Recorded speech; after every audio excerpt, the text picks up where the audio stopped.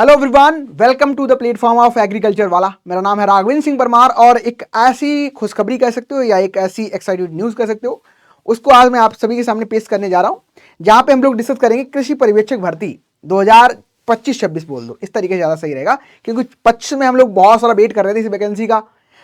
अनुमान थे कि 25 में ही आ जाएगी, 25 में सारा पूरा जो है इसका हो जाएगा। लेकिन 2026 18 अप्रैल एक निश्चित तारीख है जहां पे आपको एग्जाम देना है और फिर फाइनली आपको सिलेक्शन मिलेगा।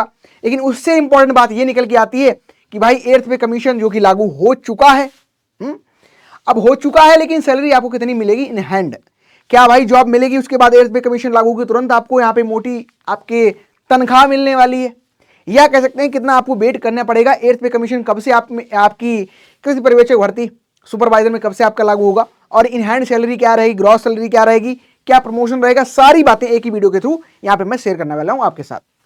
ठीक है, सबसे पहले बात आती है यहां पे, अगर हम लोग देखें कृषि पर्यवेक्षक एग्रीकल्चर सुपरवाइजर की, तो ये जो वैकेंसी है यहां पे अगर आप देखोगे वेतन, प्रमोशन, कार्य, इसके अलावा पद में क्या बढ़ोतरी होने वाली, बहुत सारी चर्चाएं हैं। लेकिन अगर आप देखोगे एक्सपेक्टेड हमें जो अभी तक क्लियर जो पता है वो वाली बात ये है कि यहाँ पे आपको 1100 पद देखने को मिल रहे हैं। यानी कि 1100 पद तो हैं, कुछ लोग बोले हैं कि यही 1100 पद 1400 में कन्वर्ट हो जाएंगे, जैसा कि आलोक राज सर ने भी ये बताया था कि लगभग आपको 1400 पद तक देखने को मिलेंगे। संभावित कुछ लोग बोल रहे 2000 हो जाएंगे, 2000 तो कहना एक बहुत बड़ा नंबर फिर हो जाएगा, 2000 तो नहीं, लेकिन हाँ 1100 अभी हम मान के चल सकते हैं। लेकिन आलोक राज सर जो कि बहुत ज़्यादा कह सकते हैं कि यहाँ पे आपकी अपडेटेड न्यूज़ जो मिलती है आपको उन्हीं के द्वारा मिल जाती है, उन्होंने बताया भी था कि लगभग 1400 वैकेंसी यहाँ पे हमको देखने को मिलने वाली है। लेकिन बात ये आती है कि सर 1400 वैकेंसी होंगी, अब 1400 वैकेंसी पे अच्छा खासा फाइट है। आपको पता है लगभग 1,83,000 फॉर्म पड़े हैं, यानी कि एक सीट के लिए कंपटीशन देखा जाए 167 पर एक बच्चा आता है, वही फीमेल में तो आपका लगभग बहुत ज़्यादा चला जाता है। तो 18 अप्रैल को एग्जामिनेशन है, लेकिन एग्जाम से पहले एक बार ये बता दो सर, थोड़ा और मोटिवेशन मुझे मिल जाए कि सैलरी कितनी रहने वाली है। अभी अगर यहाँ पे हम लोग बात करें, एलिजिबिलिटी सारी कुछ आपको पता है कि 12वीं पास वाले भी यहाँ पे एलिजिबल हैं, और जो बीएससी इन्होंने एग्रीकल्चर और हॉर्टिकल्चर करके रखा है तो वो दोनों स्टूडेंट यहाँ पे एलिजिबल हैं। ठीक है, 18 से 40 के बीच में आपकी आयु है, फॉर्म वगैरह भर चुके होंगे आप सभी लोग। सिलेक्शन का जो प्रोसीजर है, आपको 18 को एग्जामिनेशन देना है, फिर आपको बाकायदा एक लिस्ट आएगी जिसमें कह सकते हैं हम सिलेक्शन मार्क्स जो आपके आएंगे, कितना नंबर मेरिट गया है, मेरिट लिस्ट आएगी। देन आपको मेरिट लिस्ट के बाद में डॉक्यूमेंट वेरिफिकेशन करवाना है, आपका सिलेक्शन फाइनली हो जाएगा। अब बात आती है सर, सबसे पहले इसमें दिया है प्रोबेशन पीरियड कितने साल का, तो 2 साल का यहाँ पे प्रोबेशन पीरियड आपको देखने को मिल रहा है। यानी कि 2 साल तक ये एकदम सिक्योर नहीं कि आप जॉब कर ही पाओगे या जॉब करोगे ही आगे तक चल के, ये तभी आपके लिए फिक्स होगा कि आप अपने 2 साल के अंतर्गत बढ़िया से काम करो। प्रोबेशन पीरियड का मतलब होता है आप हर एक उस खांचे पर फिट बैठो जो सरकार आपसे चाहती है। प्रोबेशन पीरियड 2 साल रहेगा, तो इसमें कितनी सैलरी मिलेगी, तो यहाँ पे जो फिक्स अमाउंट आपको दिया जाएगा 14,600 रुपये आपको मिलने वाला है। ठीक है, पहली बात तो ये हो गई। अच्छा, यहाँ पे जो डिडक्शन वगैरह है वो तो आपके होते हैं 440 रुपये आपके आरजीएचएस में, स्वास्थ्य योजनाओं में, और आपके जीपीएफ में आपके 700 रुपये तक कटते हैं। ठीक है, और इस दौरान ध्यान रखना कोई भी आपको डीए और एचआरए नहीं मिलता है ना, एचआरए और डीए यहाँ पे नहीं मिलता है, फिक्स ही आपको ये मिलेगा। कितना आपका अमाउंट है, 14,600 रुपये। ठीक है, तो इन हैंड सैलरी जो आपकी आएगी यहाँ पे डिडक्शन कर दोगे तो 13,500 रुपये आपके यहाँ पे बन गए 2 साल तक, तो ये मिलने वाले हैं। फिर बात आती है, अब जब 2 साल आप कंप्लीट कर लोगे, बढ़िया से काम करोगे, सरकार को लग गया भाई यही कैंडिडेट हमें चाहिए था, यही मिल गया, उस केस में आप यहाँ पे परमानेंट आपका स्टेटस बन जाएगा। यानी कि अब आपकी जॉब जो है परमानेंट हो चुकी है, और सभी का हो जाता है ऐसा, कुछ बहुत उसमें आपको आश्चर्यचकित नहीं रहना है कि नहीं मैं कैसे प्रोबेशन पीरियड कंप्लीट होगा, वो नहीं, सारा कुछ हो जाता है। ठीक है, अच्छा अब बात आती है यहाँ पे, जब आपका परमानेंट स्टेटस हो जाएगा तो वहाँ पे आपको आपके अकॉर्डिंग एचआरए भी मिलेगा। एचआरए डिपेंड करता है कि आप कहाँ से बिलोंग करते हो। अगर मान चलो आपकी जॉब लोकेशन ग्रामीण है तो 10% मिलेगा, अगर शहर में हो तो 20% आपको एचआरए मिलेगा। ठीक है, डिपेंड करता है लोकेशन वाइज। इसके अलावा डीए जो आपका है, डीए भी मिलता है। डीए 55 से लेकर 58% डीए, महंगाई भत्ता जो कि बढ़ता रहता है। ये अभी की बात मैं कर रहा हूँ सिचुएशन में, क्योंकि अभी आपका 8th पे कमीशन भी अभी बताऊंगा तो वहाँ पे डीए 0 हो जाएगा। ठीक है, 55% महंगाई 58% के बीच में है तो वो भी आपको मिलेगा।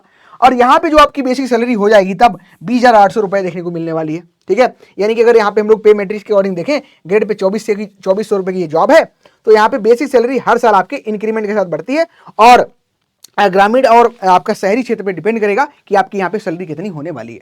तो यहाँ पे अगर हम लोग देखें बेसिक सैलरी जो आपकी है 20,800 रुपये है। अब यहाँ पे डीए यानी कि 50% 55 भी मान लेते हैं अनुमानित, तो 11,440 रुपये हो गया, और एचआरए अगर ग्रामीण में हो तो 10% तो मान लेते हैं 2080 रुपये हो गया। ठीक है, यानी कि टोटल जो वेतन आपको यहाँ पे मिलने वाला है ये 34,320 रुपये प्रति माह के हिसाब से आपको मिलेगा। ठीक है, कितना?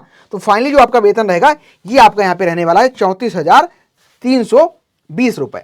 और यहाँ पे आपका शहर में हो तो एचआरए 20% होने पर यह राशि और अधिक हो जाएगी। ठीक है, तो एचआरए डिपेंड करेगा शहर में, ये आपका ग्रामीण का मान लिया अभी 10% है, अगर शहर में होगे तो और ज्यादा थोड़ी सैलरी आपको यहाँ पे देखने को मिलने वाली। ये तो बात हो गई अभी तक हमारी ग्रॉस सैलरी कितनी है। अच्छा, अब बात आती है कि ग्रॉस सैलरी इतनी होगी 34,320 रुपए। अब इसमें होंगी कटौतियां, कौन कौन सी? एक कटौती जो आपकी होने वाली है वो आपकी स्वास्थ्य बीमा रिलेटेड, जो आपकी RGHS 440 रुपए और PGF और SI का आपका 2100 से लेकर 2500 के बीच में रुपए कटेगा।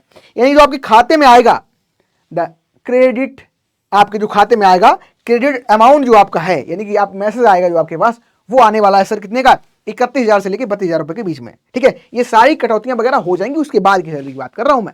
ठीक है, जब आपने सारा कंप्लीट कर लिया अब आपके खाते में हर महीने आपके 31,000 से लेकर 32,000 रुपए आने वाले हैं। लेकिन फिर बात आती है सर 8th पे कमीशन लागू हो चुका है। हाँ, बहुत अच्छी बात है। अब 8th पे कमीशन लागू होने के बाद हमें सैलरी कितनी मिलेगी? तो एक फिटमेंट फैक्टर होता है, इससे पहले बहुत मैंने एक वीडियो बनाई थी, यहां पे बताया था फिटमेंट फैक्टर कैसे काम करता है। और फिटमेंट फैक्टर मतलब सिंपल ये होता है कि बेसिक सैलरी में इतने से गुणा कर देंगे, तो गुणा का वो नंबर 1.97 भी हो सकता है अनुमानित, 2 भी हो सकता है, 2.08 भी हो सकता है और 2.57 भी हो सकता है। हम ये एक्सपेक्ट करके चल रहे हैं कि अगर चलो ठीक है ये मैक्सिमम मैंने मान लिया यहाँ पे था, लेकिन इतना नहीं भी अगर माने, हम 2 भी लेके चलें, है ना, कैलकुलेशन कर लेना अपने अकॉर्डिंग, इतना भी आपको लग रहा है, आप मत बोलना कि सर नहीं इतना लागू नहीं हो, क्योंकि मैं सरकार नहीं हूं, मैं आपको इन्फॉर्मेशन प्रोवाइड कर सकता हूं, मैं लागू नहीं कर सकता। अगर मेरे बस में चलो तो मैं इसको 2 नहीं 3 कर दूं सीधे, है ना। तो यहाँ पे अगर आप देखोगे, अगर अनुमानित हम मान के लिए कैलकुलेशन कर रहे हैं, क्योंकि आप बेसिक कैलकुलेशन आप भी कर सकते हो, 2.5x मान चलते हैं, तो 8th पे कमीशन में जो आपकी सैलरी है बेसिक सैलरी पे, ये तुरंत आपका फिट होगा। यानी कि अगर डिवाइड करोगे इसको यहाँ पे, सॉरी मल्टीप्लाई करोगे, गुणा करोगे, तो आपको 20,800 बेसिक है और यहाँ पे गुणा करोगे तो 52,000 रुपए आपकी यहाँ पे देखने को मिलेगी। और यहाँ पे जो आपका DA वगैरह है, जो महंगाई भत्ता है, 0 होता है उस समय, है ना, महंगाई भत्ते होते हैं 0। तो यहाँ पे टोटल जो सैलरी आपकी है ये 55 से लेके 60,000 के बीच में रहेगी, सभी जो आपकी और चीजें भी हैं। ठीक है, चार्ज वगैरह सब चीजें कटा के, और आपको 55 से 60,000 के रुपए में बीच में मिलने वाली है। ठीक है, अब इसमें यही बात आती है कि जब इतनी सैलरी सरकार आपको दे रही है ना, तो भाई इस सैलरी को देने के पीछे एक लॉजिक ये भी कि आप काम क्या कर रहे हो, जॉब प्रोफाइल क्या है, ये जानना आपके लिए जरूरी रहता है। तो जॉब प्रोफाइल की बात करें, जो जितनी भी योजनाएं हैं गवर्नमेंट की, जैसे सॉइल हेल्थ कार्ड हो गया, है ना, सॉइल हेल्थ कार्ड और उससे रिलेटेड योजनाएं, उनके बारे में आपको किसानों तक अवेयरनेस पहुंचानी है, उनको आपको इंप्लीमेंट करवाना है। ठीक है, इसके अलावा फसल सुरक्षा जो क्रॉप प्रोटेक्शन का कह सकते हैं कि आपका सब्जेक्ट है, अब उसको फील्ड कंडीशन में आपको इंप्लीमेंट करवाना है। ठीक है, उनको तकनीकी ज्ञान प्रोवाइड करना, किसानों को एक्सटेंशन का जो काम है वो करना है, मिनी किट्स वगैरह जो आती हैं उनको वितरण करवाना है, उनका इंप्लीमेंटेशन करवाना है। ठीक है, और जितनी भी योजनाएं हो सकती हैं, जो भी काम हो सकते हैं ग्रामीण परिवेश में, वो सभी आपको करने हैं। तो ये तो बात हो गई आपकी यहाँ पे। ठीक है, यानी कि मेन जो आपका काम है, जैसे मान चलो आप एक नदी के किनारे बसे 2 गांव में अगर रहते हैं पर्सन, तो दोनों गांवों को मिलाने का काम जो ब्रिज करता है, ऐसे ही सरकार और किसान के बीच का काम आप यहां पे करने वाले हो। तो ये तो फाइनली आपका हो गया जॉब प्रोफाइल। ठीक है, इसमें अब बात आती है सरकारी नौकरी, क्योंकि सरकारी नौकरी की सबसे खासियत बात यही है कि सरकार तो आपको पैसा देती है, लेकिन समाज आपको रिस्पेक्ट जितनी दे देता है वो कहीं सैलरी से भी ज्यादा है। तो सोशल रिस्पेक्ट भी आपको मिलती है भैया। गांव शहर पहुंच जाओगे तो बाकायदा हो सकता है कि आपको एक फूलों की सेज नहीं कहते कि आए हैं, है ना, तो वो भी आपको यहाँ पे मिलेगी, रिस्पेक्ट तो मिलती है, बिल्कुल साहब आए हैं, रुतबा अलग होगा एक। इसके अलावा कम खर्च, अधिक बचत है, सेविंग्स है, हर महीने फिक्स सैलरी आपके खाते में आनी है। साथ ही साथ यहाँ पे आपको लीव्स वगैरह भी मिलती हैं, लीव का आप इंजॉय कर सकते हो, 15 आपकी CL मिलती हैं और 15 आपको PL मिलती हैं, और आपको गजेट जो हॉलीडे है छुट्टी वो तो मिलती है, तो इनको भी आप इंजॉय कर सकते हो, है ना। आपका जो कार्यस्थल है वो भी आपका अच्छा व्यवहार है, ग्रामीण लोग आपकी पूरा सहयोग करेंगे, क्योंकि ग्रामीण से ही आप कहीं ना कहीं जुड़े हुए हो। फिर बात आती है सब ठीक है, ये तो सारी बातें हो गई। अगर फ्यूचर क्या है, फ्यूचर भी होगा कुछ, तो फ्यूचर सर आपका सबसे सुनहरा है कि अगर आप देखोगे 12th पास के बाद अगर आप लगे रहे हो, क्योंकि दोनों है ना, आपके 12th वाले भी हैं, BSc वाले भी हैं, BSc MSc वाले भी स्टूडेंट होंगे इसमें। ठीक है, तो यानी कि आप सुपरवाइजर लगोगे, फिर आप सीनियर सुपरवाइजर लग सकते हो, फिर आप डबल AO बन सकते हो। इसके अलावा ठीक है, अगर आपने BSc और MSc करा, यानी कि ये तो 12th तक हो गया, 12th वाले जो स्टूडेंट हैं ध्यान सुनना, सुपरवाइजर, सीनियर सुपरवाइजर और डबल AO लग सकते हो। लेकिन अगर आपने बीएससी और एमएससी करके रखा है, सुपरवाइजर बनोगे आप पहले, फिर सीनियर सुपरवाइजर बनोगे, फिर डबल एओ बनोगे, फिर आप यहाँ पे एग्रीकल्चर ऑफिसर एओ बनोगे, फिर असिस्टेंट डायरेक्टर बनोगे। ऐसे आपके लिए बहुत फ्यूचर में आपके डिपेंड करेगा कि आपकी ग्रोथ क्या है, आप किस तरीके से काम कर रहे हो, आपकी स्किल्स क्या है, आप और क्या कर सकते हो सर। तो ये बातें आपकी होने वाली हैं, ठीक है। अच्छा, फिर बात आती है सर ये बताओ, जैसे वेतन जो है क्या ये फिक्स रहेगा क्या? 8th पे कमीशन आया, फिर 9th आएगा, इस तरीके से बढ़ेगा। लेकिन एक और नियम होता है, इसमें हम 19, 18, 27 का नियम इसको बोल देते हैं। तो यहां पे अगर आप देखोगे, इसमें क्या होता है, आपकी जो सैलरी है ये क्या होती है, 9 साल पर बढ़ती है, फिर 18 साल पे बढ़ती है, फिर 27 साल पे बढ़ती है। ये तो बढ़ती बढ़ती सैलरी है। इसमें अगर पद खाली है तो आपका प्रमोशन, ठीक है, यानी कि यदि पद खाली ना हो और होने के कारण प्रमोशन नहीं होता है, अगर नहीं है तो होगा, तो होगा तो भी आपकी 19, 18, 27 साल के अकॉर्डिंग अगले ग्रेड पे आप नेक्स्ट ग्रेड पे आप कन्वर्ट हो जाओगे, लागू हो जाता है आप पे, ठीक है। और 9 साल बाद आपको डबल एओ लेवल की सैलरी जो है वो मिलने लगेगी, चाहे पदोन्नति या भी मिल सकती है। खाली अगर सीट है तो आप आगे ट्रांसफर सर बन जाओगे, हाँ, बड़े सर बन जाओगे। तो इस तरीके से आपकी चीजें रहने वाली हैं, ठीक है। यानी कि अब आप फाइनली सैलरी को भी पता कर लिया, जॉब प्रोफाइल पता लग गई। आपको 18 अप्रैल को देना है एग्जामिनेशन।